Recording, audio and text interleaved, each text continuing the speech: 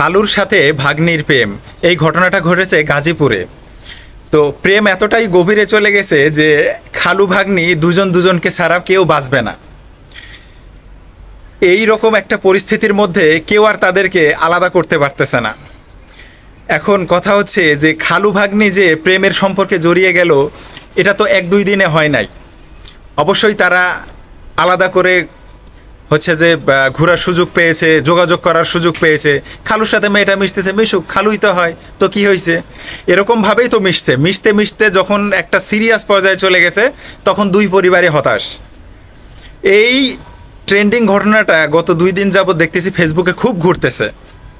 তো বিষয়টা হচ্ছে যে আমরা ধর্মকে বোঝা মনে করি আর যাই মনে করি, ইসলাম ধর্ম আমাদের যেই সমাজের সুন্দর একটা পূর্ণাঙ্গ জীবন বিধান তৈরি করে দিছে, বা হচ্ছে যে নিয়মের মাধ্যমে করে দিছে যে কে কার সাথে কতটুকু মিশতে পারবে না পারবে, কার সাথে কার হচ্ছে দূরত্ব রেখে চলতে হবে, এই জিনিসগুলা আমরা না মানার কারণেই আমাদের সমাজে এই অসঙ্গতিগুলা তৈরি হচ্ছে।